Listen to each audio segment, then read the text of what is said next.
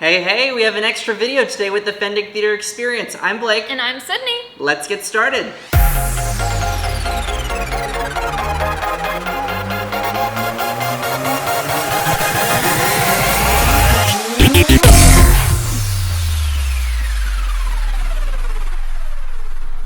Today's performance target is we will learn what a sound designer is, what they do, and how to create a sound effect. We have Harrison with us today to help us learn all of that, so give it a go, Harrison. A sound designer is responsible for everything the audience hears during a show. This includes all of the lines, the music, the sound effects, and even the announcements before the show. Just like all of the other designers, the sound designer is going to start at the very beginning with the rest of the production team, and their first thing they have to do is read the script. Now they're going to keep doing research just like the scenic designer and lighting designer did, but instead of going through a lot of pictures, they're going to be looking at sounds that things make, but also what things are made of to help them make sound effects.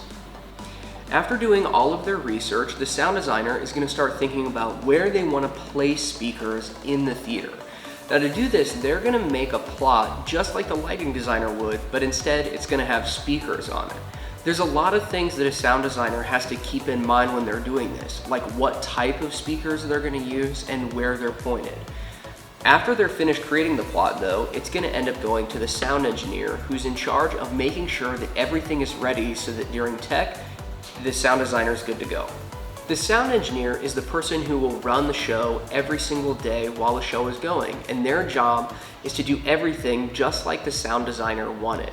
So they've got to make sure that the audience only hears what they're supposed to and they don't hear anything that they're not supposed to. To do this, the sound engineer is going to open or turn on each microphone at the soundboard right when that person is talking. And as soon as they stop talking, they're going to close the microphone or to turn it off. Now to get a better idea of how this works, imagine that you're having a conversation with a friend. In that split second between you talking and your friend starting to talk, the sound engineer would have to turn on your friend's microphone and turn off yours. And they've got to do this for the entire show and they can't miss a single beat. Another big part of what a sound designer does is they get to create sound effects. Now this is a really big part of the design specifically for plays, but also for movies. Now today, I'm going to go ahead and create sound effects to this silent film.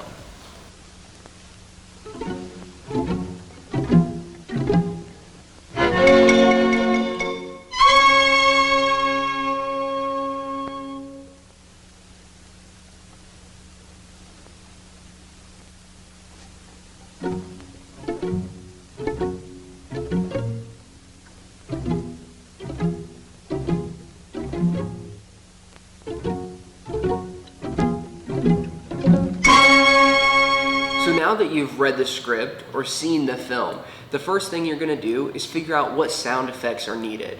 So we need a lock slamming, some steps, a door sliding open, a tiger, and a door slam. Now to record these, you don't need a fancy microphone. It helps, but you can use any device that you have laying around that has a microphone. So on a lot of them, you'll have an app that's called Voice Memos that will let you record stuff. But if you don't have that, you can just simply take a video and will only pay attention to the audio. So let's start with the lock slamming. So the material that things are made out of makes a really big difference when you're making a sound effect. Now this is because depending on how it is, it could change what the sound is afterwards. So in the video, it looks like the bar that falls down into the lock is made out of wood. And then the thing that it hits that's actually holding the bar into place is made out of metal. Okay, so for the lock slamming, we're gonna take this piece of wood, and then we found something made out of metal, which is this bar here, and that's what we're gonna use, okay? So we're just gonna set it here and just smack it, just like this. Now that we have a lock slamming, we can move on to the next one, which is steps. So what if every time the man takes a step, his shoe was to squeak? So this sound is something that probably isn't gonna happen in real life. So we need to find a different way to record it. So for the steps that man is taking, you want to find something that's really squeaky that you can control so that we can do a bunch of different variations of the sound, okay?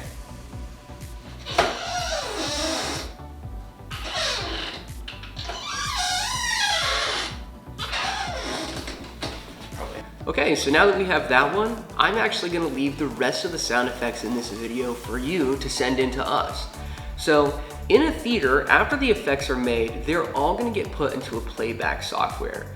This is normally done in a software called QLab, and basically it's gonna let the sound engineer during the show hit one button and then the sound is gonna play. In film, all of the sound effects are gonna get mixed together without any dialogue and music. Then they're gonna get mixed in with the final product at the very end.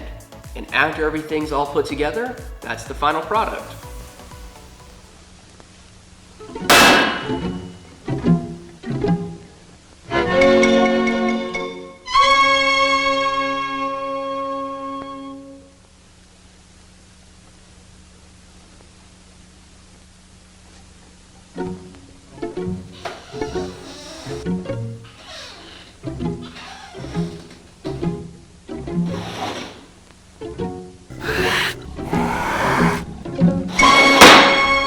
Thanks, Harrison.